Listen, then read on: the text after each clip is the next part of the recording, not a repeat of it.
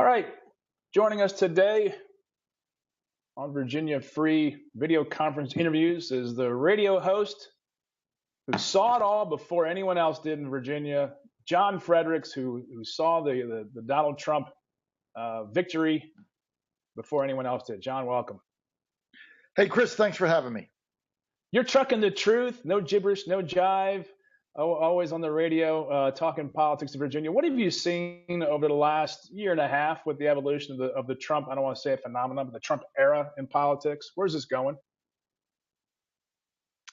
Well, I think he got elected on four basic things. Number one, break up the lobbyist moneyed interest in Washington and get something done as the outsider. That was probably the number one thing that got him there. But the three main issues are very clear, Chris. Number one, close the southern border, stop illegal immigration, build the wall. Number two, get out of these crazy trade deals that simply honor the international donor-based slave trade network for cheap labor and bring our jobs back home and keep our jobs in America. And number three, get out of these wars. And those are the three pillars of his campaign. If he's able to do that, he's going to be successful. Here's the main number. Everybody was talking about 100 days. 100 isn't the number. You know what the number is? 96. You know what 96 is? 96% of Trump's base is with him. That is absolutely critical. Trump has a unique following in American political history. His base is with him. They want him to succeed. They're going to be patient. They're going to put up with a lot of nonsense back each way, but he's got to hold that base because that's all he has. If that unravels, this presidency is in trouble, and he's not going to get reelected in 2020. He's got to hold the base. So far, he's been able to do that. Well, what I like about your radio show, John, and when I come on your roundtables, is that you don't toe the line, even though you were the Trump chairman. You challenge the Trump campaign, the presidency, the administration, and the people around him to stay to that line, to stay true to that. But there are certain instances where you will just say, guys, that's just the wrong way to go. And then I respect that. I also like the way you interviewed Governor Terry McAuliffe today. I mean, you were very praiseworthy of him. What do you think of McAuliffe's administration so far?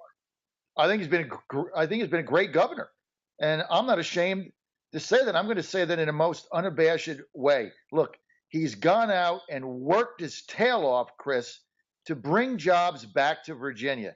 Now, you can argue with his economic development fund, or maybe some money could have gone somewhere else, but he has gone out all over the world to bring jobs back. We've got the results. I believe in results. You got to believe in the math and the numbers. 3.8% unemployment in Virginia, the second lowest rate in America, lowest rate of unemployment in Virginia than we've had since Jimmy Carter was president. He's added 200,000 jobs, and he's done that by going out and bringing companies in. He's also a great trade representative for the state. He's a salesman. He goes out like he did this week, went to Mexico, and he said to the Mexican president and their governors, look, let's forget about the federal issues for a moment. Forget about the wall. The president has his agenda. That's fine. Here's what I'm coming to do. Buy my wine. Buy my peanuts. Buy my tomatoes. Right? Buy my stuff. Buy my stuff. And then you guys can deal with the wall later. I respect that in this governor. Now, look, there's certain things that he's got to respond to his base with, and we get that. But the other thing I admire on him is he stood up to his progressive wing, and he has been one of the most enthusiastic advocates of both the Mountain Valley Pipeline and the Atlantic Coast Pipeline. Why? Because they mean thousands of great paying jobs for Virginia's union and non-union middle-class workers. The other thing the pipeline does is it brings cheap natural gas through Virginia that can get accessed in for other companies to come and create manufacturing plants and manufacturing jobs. And here's what I've been saying. I said this during the Trump campaign, and I'll say it for McAuliffe. Here's the deal. If you have a job in Virginia and you didn't have a job, the guy's your hero, period. A job is not Republican or a Democrat. It's not red or blue. You know what it is? It's a paycheck. It's green, Chris. And That's so right. he's the That's jobs right. governor, and he's done a fabulous job at it. You get to Medicaid expansion. I mean, you got to look back. The guy was right. I was wrong. I was opposed to it. I thought it could bankrupt Virginia, but he had a plan, and he said, "Look, if we don't take advantage of this, we're going to lose the money. Somebody else will end up with it." Now we see with the new Trump plan coming out that those Republican states, those red states that took the Medicaid expansion money, they're going to get funded in perpetuity, right? And the states that did not take the money, like us, thought we did the responsible thing, we get locked out in perpetuity. And here's what's worse. Now we're going to get a block grant, so we're worse off. So as you look back at this thing, we'd have been better off expanding Medicaid because the money from the federal government would have been guaranteed in perpetuity. The money goes someplace, it might as well come to us. When you talk about the base, Democrats have their base, Republicans have their base. I understand that having been in the House of Delegates, there's certain places you can't go. It seems as though there are places politicians actually can go as long as they take the tack of understanding the issue and the objections to those issues and explaining them thoroughly, and that we don't give them much time in today's social media obsessed world to actually go through the process, because as you've come to discover, governing is complex and these issues are very, very complex. But where do McAuliffe and Trump, in your mind, overlap? I don't think Donald Trump came in as this bright line red conservative ideologue. He didn't. He said, let's do a deal. Let's change things for the better. Let's make things work. Terry McAuliffe, from a different party, is similar in that respect. Let's make things work where we can agree. Let's move on. If we can't, we move on from that too. Is that fair? Yes. I mean, I basically think that's where the two overlap. I think Terry McAuliffe is going to run for president in 2020. I'm a Trump supporter through and through. I love our president. I think he's going to be historic. I love everything he's doing. And obviously, there's some issues there that we can disagree with. But he's done a great job in 110 days. He's going to go forward. Terry McAuliffe's the only Democratic candidate on the horizon that could give him a serious tumble in 2020. I don't want him to run. I don't think he's going to be able to get the nomination because he's not liberal enough for where the Democratic Party is now. But a McAuliffe-Trump race in 2020 would be really close because McAuliffe would have the ability to go into our blue states that we carried, Michigan, Wisconsin, Pennsylvania, and he would be able to deliver a jobs message that's going to be pretty effective based on what he did in Virginia. So he's about the only candidate out there that I see who could possibly defeat Trump right now in 2020. I would tend to agree with you with respect to being an outsider of D.C.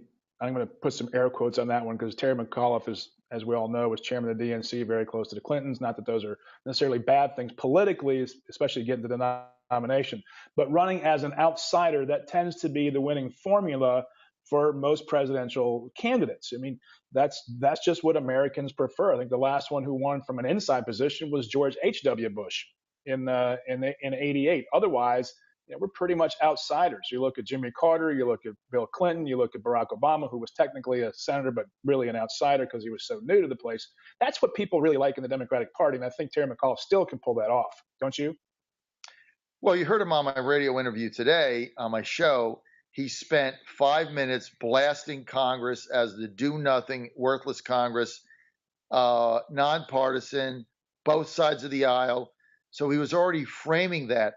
This is a very smart guy. He comes on conservative talk. He knows I've got a lot of moderate Democrat listeners. I mean, the really left-wing base can't stand me. I understand that. But I got a huge swath of independent and Democratic listeners who are more center, and he comes on and he's speaking to them, and he's blasting Congress, and he's framing himself as the outsider that can go to Washington and get jobs and get something done. So that's going to be the crux of his campaign. I have no doubt that he will run for president in 2020. I have no doubt. within the Democratic Party, and even though you're a conservative talk show host and very connected with the Trump administration, you bring on a lot of Democrats. You Oh talk yeah, to Democrats all the time, and again, that's yes, another thing I respect about your show. But that's obviously good business because you're respectful of them too. But yes. the Democratic Party is going through its own fissures. They're going. I don't want to call it a civil war, but they're having an internal dialogue that will take the party in one of two directions, and that's manifested itself this year in the governor's race between Lieutenant Governor Ralph Northam and Congressman Tom Perriello. Where do you see that problem in the future for if Terry McAuliffe runs, or if there is a moderate pro-business Democrat out there? Where do you see that break occurring?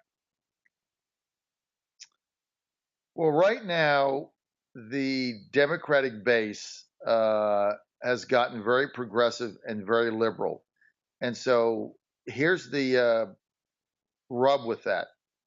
They're not in the majority. It's a minority within a minority right now. And so Right. when you have to react to that, you really put yourself at long-term risk. But as long as they control primaries, right now they're a factor. It's going on in Virginia right now with the Perriello Ralph Northam race. Ralph Northam would come on my show every other week forever, right, as lieutenant governor, and when he was in Canada for lieutenant governor, because I reach an audience that he needs: moderate, centrist Democrats. They won't come on now. You know why? They're afraid of their super left-wing progressive base. They're afraid of a little tiny blog site in Virginia called Blue Virginia, run by Lowell Kell, that basically is running the Ralph Northam campaign because they're petrified. They might put up there and said that, well, Ralph went on conservative talk and everybody will get upset. I mean, it's what is happening to his campaign. It's been hijacked by the extreme left wing. That's why I think he's going to lose. You think he's going to lose? Yeah, I think Perriello is going to win this race.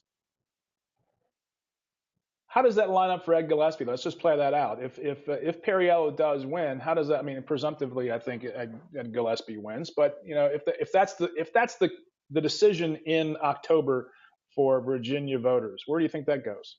Well, I would rate it on June 13th at midnight. If those are the two nominees, I would rate it as a toss-up. Perriello's favored because if you look at the numbers historically in Virginia, when a president wins from one party, takes over the next gubernatorial election, there's an average of a 13-point swing the other way. So Clinton won the state by 5. You add 13 on, that's plus 18. On paper, if you believe in history, the Democrats have a huge advantage, right? So they would be the favorite based on history and what's happened. However, Virginia has never elected an extremist governor from either wing, right? They didn't elect Henry Howell in the 70s. They didn't elect Attorney General Ken Cuccinelli in 13. They didn't elect D.W. Jackson. So when you look at Virginia's history, when extremists from either wing of the party are the nominee, they get beat. So that would favor Gillespie over Perriello. But then you've got the other factor I just mentioned, Chris. Right. So it's a toss-up. I have no idea who's going to win that race, but I think Gillespie is much better positioned against Perriello than he is against Dr. Northam. I would tend to agree with you. And one of the things that your radio show, I think, is why you get Tim Kaine and Mark Warner and Terry McAuliffe and Mike Pence and all these very well-known political figures on is because your audience isn't necessarily the base of either party. Your audience, to me, it seems like, are the people who are constantly locked into Virginia politics and constantly talking about this, that swing voter in the suburban areas. Is that fair to say, especially in the urban crescents? Yeah, I mean, look, our audience, we're very blessed, Chris. We have a very huge following and a very big audience, and it really runs the ideological gamut. I mean, and our base audience is made up of people that are just interested in politics and news, and they're center right, center left. I mean, the far left wing is not going to tune me in. I drive them bananas. The far right wing, they're mad at me every day for the fact that I don't hate McAuliffe or hate Kane or hate this one or hate that one. So look, I don't have the fringes, and I understand that, but I've got a large swath of voters in the middle. You know, the 80% range. They determine who's going to win elections. Well, it's an interesting secret sauce you got there because while you have all the Republicans and Democrats who I think are the decision makers, the opinion leaders who listen to your show on a regular basis, or who will tune in and listen to the clips on YouTube and Twitter and whatnot, the secret sauce seems to me is that you're very respectful of someone else's position, but unafraid to state your own without offending them. Is that sort of your mo? Yes, Chris, and that's astute that you would say that.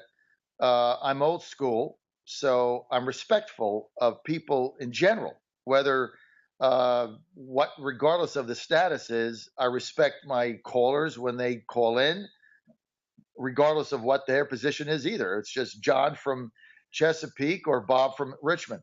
But when you get people on from different parties, why they come on my show, is I'll give them an opportunity, a fair shake, to be able to state their position. And we try to have a conversation. And here's the thing, Chris. I've been married a very long time. And I have found out that the best way to move forward is to have a conversation, right? Oh, my God. I've told me that a long time ago. And so you got to have a conversation. You got to have a discussion. And in order to do that, you have to listen. So I'm a good listener. I try to understand what the other perspective is. And then, I've got opinions of my own, so we can have a debate. But if it turns into a shouting match and you're cutting people off and you get into the ego thing, you don't learn anything. I want my listeners at the end of a show to be inspired, to learn something, even if they don't like what they learned, to learn something, and to be entertained. If I could do those three things every day, I'm going to have a very successful radio show. But I talk to the opposition all the time because I want to know what they're thinking. I want to know what their position is. I want to know how they articulate it so that I can try to figure out maybe how to counteract that, or maybe they can convince me on some of it. I mean, people ask me all the time, why do you go on CNN and you go on there and you go on the Don Lemon show a couple times a week and it's 3 on you? Because I'm having a discussion.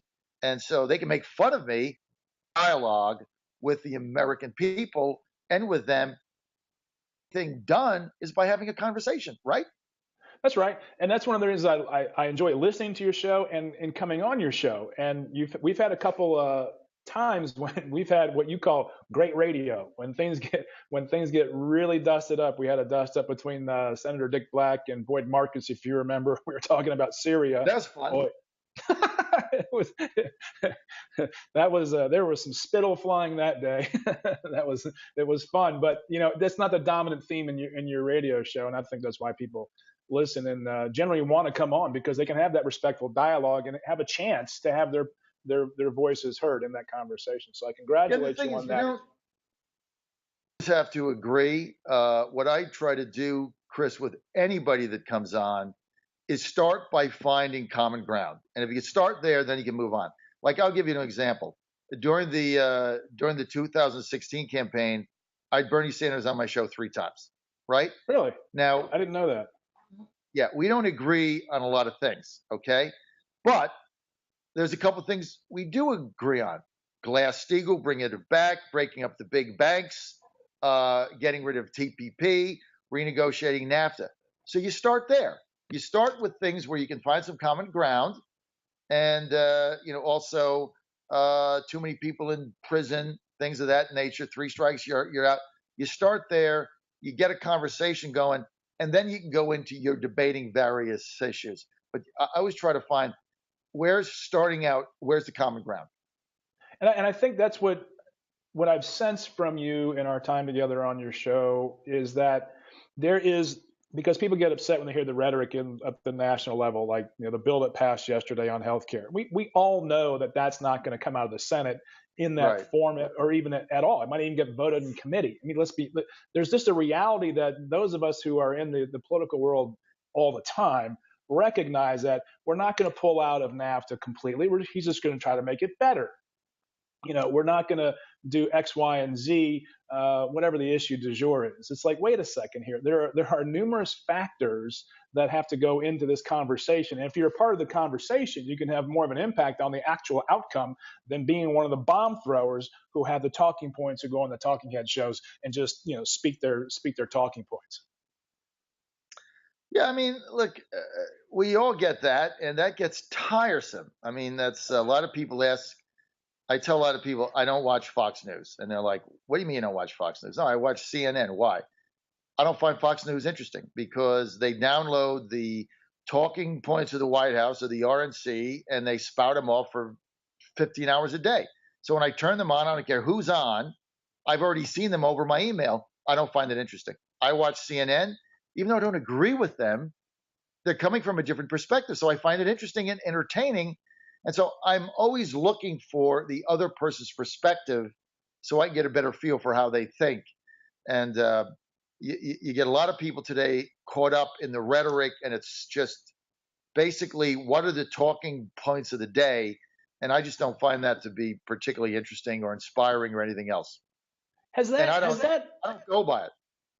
Is that part of our political life moving away? I mean, I think people are just more than ever willing to call Bravo Sierra on this whole thing. And I don't watch Fox News either. I typically don't watch CNN or MSNBC. I go home, if we got the house clean and the kids fed, it's playoff hockey time. I watch something that's going to actually entertain me, or we'll go watch Frasier episodes on Netflix. Life's stressful enough. Why get stressed out? But listen to Sean Hannity, repeat the Trump talking points to the night. It's That's my point. Like for me, I've already done that, and I get them over email, so I already know what they are. It's like, okay, right. Whatever, I saw that, but yeah, I mean, ESPN and MLB Live gets a lot of action at our house. As well it should. It's far more instructive in life. How are your Astros doing? Oh, first place off to the best start in franchise history. So we're excited. You should be. My Pirates lost their starting center fielder, all-star Starling Marte. So we're down the doldrums, right? Only 80 days for using bad medication for his improvement. Apparently he messed up. He didn't mean to, but that only if you're a member of the Clinton Secretary of State administration, that gets you off, but it doesn't get you off with the MLB commissioner apparently. Honesty is the best policy, right? He didn't mean to. He should have Houmat Abedin as his attorney. He didn't mean to. Therefore, he didn't break the law. All right, so Chris Saxman, let's turn the tables here. Let me get your predictions. Let's start with. Well, I tell you what. I'll start with a prediction. All right, how about that? Okay, I'll start great. with one. Kentucky Derby tomorrow. Those that know me, I am a former, longtime professional racehorse trainer. Raced the New Jersey, New York, Pennsylvania, Delaware circuit for a long time. I like number 5 tomorrow. Always Dreaming. 5-1. I love Always Dreaming number 5. Yeah, a lot. I think he's got a good position. Number 5. I think he's got to come out of the gate clean. He's the speed in the race. Velasquez on him. I think he'll be 1, 2, 3, 4 right along the rail. There's one big closer in the race. That's number 14. His post position's a disaster. He's going to start way back. A lot of ground to make up. It's rain there all night. It's not going to be a hard track. I love number 5. I think he stays 2, 3, 4. Gets to the 8th pole. I think he wins by 2, 3 lengths. Really? 5-1. Okay. Okay, I like I like first of all, I like the analysis. You don't get this kind of analysis from just anyone in politics, but or sports for that matter. And I don't know anything about horse racing other than it's pretty colorful. And I've been to a couple of Preaknesses, but never saw the horses. You can take the rest from there. And I think a closer in the Kentucky Derby might be a short track for them. Fair to say?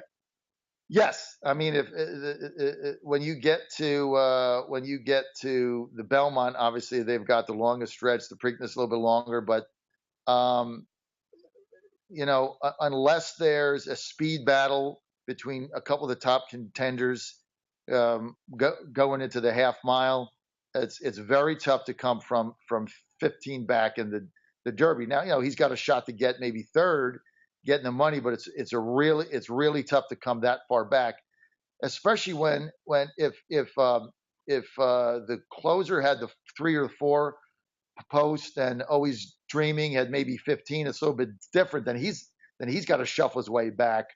Post position in this race makes a big difference, and so 3, 4, 5, 6. If you got some early speed, you can get out there. You're going to get a good trip on the rail. That's why I like number 5, Always Dreaming. Is this field too crowded? I mean, they've got like 37 horses running in this thing. It seems. Yeah, there's a lot of them in there, but it's always that way. But again, with that, as you get further out in the post position, with that many entries, there's a lot of traffic going on, and so you got to remember, if you're getting into that first turn and you're 3 or 4 off the rail, right? Every step you're taking is about 1/4 extra step than the one on the rail, right? Because they got a shorter ground. Right. So if you get caught out there and you're going around that opening turn and you're 3, maybe 4 deep, still trying to figure things out, you're at a huge disadvantage from the 5 or the 6 that have the rail position, regardless of what the order is. Okay, that's great information for anyone who's going to be turning on the Derby tomorrow. I kind of think with this large field, they might want to go to qualifying heats a week out just to give these horses a chance to finish in the top 8 and let the top 8 go at it. I'm just saying. Yeah. All right. That might be a better thing. So that's it'd be great television. It would be compelling television to build up an audience, and I think they need that. So. All right. I gave my Derby prediction. Let's get Saxman's prediction. Let's go to Governor, Republican side. Who's going to be the nominee? I think Gillespie wins. I don't think it's close. I think the question is who finishes third. Who do you think will be last? I think Corey finishes last. Stewart. Yeah, me too. Corey Stewart finishes last, and that's a big move, and I think that would be dramatic because of the campaign that he's run. I don't think we'll find favor with Republican voters. Wagner's also, Wagner's closing a little bit. I think so too. Especially with the Standard & Poor's announcement of our, right. I guess their concern about our bond capacity and our revenue situation. I think that feeds his narrative. I think you're right. I agree with you. Gillespie, the favorite, no question. If we were making Kentucky Derby odds right now, the Gillespie campaign would have Secretariat odds, like 1 to 9. Secretariat coming down the stretch in the Belmont. Yeah, I mean, he's way ahead. He's like a 1 to 5 shot or something. Yeah. I think Wagner's going to have a very respectable second place finish. And, Frank Wagner, here's the deal. He's not going away. You're going to have to reckon with him. He's still going to be a chairman of the most powerful Senate committee, which is Commerce and Energy. You can't get anything without getting it through Frank Wagner. I think he's going to have a very respectable showing. I think his stock goes up in Virginia, and I think he's learned a lot from this campaign. He's going to be back. All right, let's get to the lieutenant governor's race. 1, 2, 3, Republican side, Senator Vogel, Senator Reeves, House of Delegates member Davis. Who wins? I think Vogel, Davis, Reeves. That's the way I see it right now. We agree again. Well, there we go. Great minds think alike. John Adams is going to be the Republican nominee. I think he's miles ahead. That's easy. All right, let's get to the Democratic side. Governor, Tom Perriello or Dr. Northam?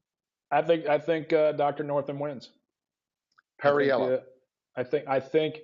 I don't think that and I think Ben Tribbett on your show has said this a number of times. The electorate in the Democratic Party will skew older and less millennial, college based. I think Chad Peterson talked about this a couple weeks ago on your show. Yes, I do listen in the off hours, and I think Dr. Northam wins by more than 10 points. By more than 10. By more than 10. I think it's going to be difficult for the Democrats to sell a tax increase in the general election. At the same time, the Republicans are debating a tax cut at the federal level. And then you have the Standard & Poor's rating of Virginia debt right now. There's a lot of fiscal issues that will come to the surface. And I think, you can say, let's have a tax increase to secure our AAA bond rating. It's another thing altogether to say, I'm going to tax $1.1 billion on businesses when we need to grow our economy. That's going to be a tough sell for the Democrats. They might very well know that and think that Ralph would be a better shot to win as a closing argument. Right. We'll see what happens. I think Perriello wins. Let's get to Democrat Lieutenant Governor, 3 candidates: Susan Platt, Justin Fairfax, Gene Rossi. What do you see? Well, Rossi, if everyone knows, is going to finish third. I think that's a stone cold lock. He's got nothing going. No disrespect. It's just haven't seen anything. This is the really interesting race, I think, is between Platt and Fairfax, and it's as interesting, if not more so, than Perriello and Northam, because you have 2 candidates from Fairfax County, female and an African American, in different generations, and I think this really will show some split in the Democratic Party. And I'm looking forward to the analysis on this one.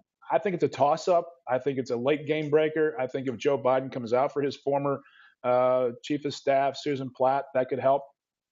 If Justin is able to get out and get a couple high endorsements, it could be make or break, come down like it did last time. But Justin Fairfax should have higher name ID within the base because he finished so close to Mark Herring. So I would tend to give him the nod based on his performance 4 years ago against Mark Herring for the Attorney General's nomination, which he only lost by like a point and a half. So I would, if I had to put your money on it, I'd tell you to put it on Fairfax, but I wouldn't put my money on it. I think Justin Fairfax. I've got him as the favorite to win the race. I think he wins. And so that if it's Gillespie, Perriello, who do you think wins? Very close. Gillespie, close. Dr. Northam, who do you think wins? I think it all depends on what happens in D.C. in September and October, as it did in 2013 when Ted Cruz decided to shut down the government.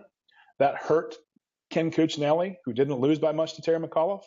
And that was also at the same time the Obamacare website was imploding. People forget these dynamics and how important that is in the Northern Virginia electorate who's going to show up, especially in Fairfax County. So it's a toss-up until we get to Labor Day. If Ed Gillespie is within the margin of error, which Cuccinelli was not, he'll get a lot of national money, which Ken did not because he was outside the margin of error at Labor Day. You got to be within the margin of error in the polls by Labor Day to get the national money. I think Ed's going to raise close to Terry McAuliffe money, and he'll make a really compelling case and squeak it out over Perriello.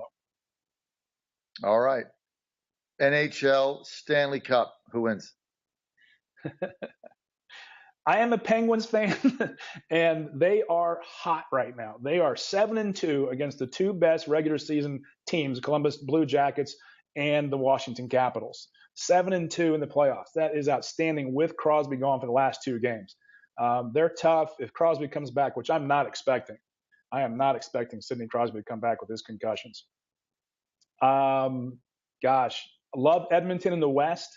I love the Predators in the West. That's going to be a great series. So I'm going to bet the Nashville Predators are going to make the Stanley Cup Finals against the Pittsburgh Penguins, and it's going to go 6 games to the Penguins. So in order for the Capitals to win, they have to win the next 2 games, right? They have to win the next 3, and that's the 3, a tall, right? tall. That's a tall, they're down 3-1. So they got to win. Order. They got to win their 2 home games, plus steal another game in Pittsburgh. If they win Game 6 in Pittsburgh, I think the Capitals do win, but they'll have a hard enough time tomorrow night against the Penguins, who I think are getting a win behind their back that they can win without Sidney Crosby. It's a confidence game, and the number, as you know from following sports, the number one aspect to a Stanley Cup run is a hot goalie, and Marc-Andre Fleury is hot right now. He is white hot, and that goes a long way to building confidence in your defense, even when you're hurt and banged up like the Penguins are. And they're playing great hockey. They're playing great hockey right now. They're absolutely peaking. When do they get Crosby back? I don't think they do. He's out for the whole playoffs. Yeah, he apparently skated in uniform and pads yesterday, but having been very close to concussions in our family and knowing where Sidney was and what he has gone to and how long he's been out before, it's tough to come back and be functional without some serious rehabilitation, which takes time. So I'm not expecting him back, and I don't think the Penguins are making any plans for him to come back. They're going forward without him, but in the spirit. All right. Washington wins tomorrow at home. They go to Pittsburgh. They're gonna steal that game. They're gonna get back home. The place is gonna be nuts. They're gonna knock you out, and then they're gonna win the whole thing. So I like the Caps. Let's get to NBA. And I've got a more of a long shot pick with Washington. Let's get to the NBA. Who wins the finals? Who's the champ? I think the prohibitive favorite is the Golden State Warriors. I just think they got too much going down the stretch. I don't know who they play against. No, I don't like them. I hate that Kevin Durant left the Oklahoma City Thunder. I think they win. Picking the Warriors to win. Yeah, make your pick. Yeah. The Warriors go. I haven't watched a game all season because I'm so upset with what Kevin Durant did. I was an Oklahoma City Thunder fan, and I just think that was horrible. What he did. What did they call him? A Twinkie or something? A donut? Cupcake. I mean, it's one thing to go to another team in free agency. It's another thing to go to the team that you had up 3-1 and blew it, and then go to play for them to win the national to go for the championship next time. I just think that's so wrong. So your pick is the Warriors. Yeah, it's an emotional one, and I don't like them either. I just think they're a better team down the stretch. Okay, Rockets are going to win the whole thing. James Harden's going crazy. They play defense. They score. You can't beat them at home. They win one game in Oakland. They're gonna beat the Warriors, and then they can beat anybody in the. Yeah, that's the hottest team right now in the NBA. And I always say like hot teams are the Rockets. I like them. All right, who's going to meet in the World Series? Because we're going to save this, right? You're going to save this. Hey, we're recording this one. Starting with the Kentucky Derby, and we'll see who wins head-to-head. Oh. You want me to start? I love the Cubs. I mean, they're just a great team, and I think they're as close to repeating as any team as I've seen in a long, long time, especially the injuries to Bumgarner, Syndergaard, Marte. I think the Cardinals are way down this year for some strange reason. I just think they're the class of the National League. The American League, boy, Houston is looking tough. I really like the way they're playing. I don't think the Orioles or the Yankees make it. So I'm going to go with Houston and the Cubs. I'm going to go with Astros, Washington. Chris, we'll see how it plays out. Washington, really? Yeah. I think it's Washington and the Cubs for the NLCS. I will say that. I just don't have the confidence in the Nationals down the stretch. I don't know why. It's like they have a hole in their reality. They can't close like the deal. Kind of like the Reds. Or the Capitals. I just think they're. I don't know. I don't know. Maybe Harper has turned things around. And baseball is the greatest metaphor for politics and life because it's such a grind and it tests you every single day, and you can only get by on so much talent. So I like the Nationals too. I mean, their stadium aside, they're a great organization. Chris, thanks for having me. Are you kidding? That turned into your show. So you're coming Wednesday? I'm on your show Wednesday. I just got a text here. Andrew said he could do any day but Wednesday, so I'll get back to you. Okay, I'll get great. Look forward to doing it. Thanks for coming on, John. We'll have you on again here, and I'll come on your show. Fun. It's easy. I was a easy. little skeptical, but now I'm a believer. And See, we're talking baseball and basketball and mix it things up. like that. So hockey and Mix it up. but I got a feeling I'm not. Look, I have no hockey team, right? I call it like I see it. Right. And I know you're not going to like this, but I got a feeling the Caps are going to go on a run. I got a feeling And they're going to go on a run, and I think that would be great for the city of Washington in that organization. It's a great team. They are. I it's a mean, they great have team. they have a great team, but I On don't know paper, what they're it great. is. They're On going to go paper, on a they're good. run, and I think they win the whole damn thing. Thanks for having me, man. Thank you so much. It would be a great story, and I hope it doesn't come true. All right, I'll see you, buddy. bye. Have a nice weekend. You too, bud.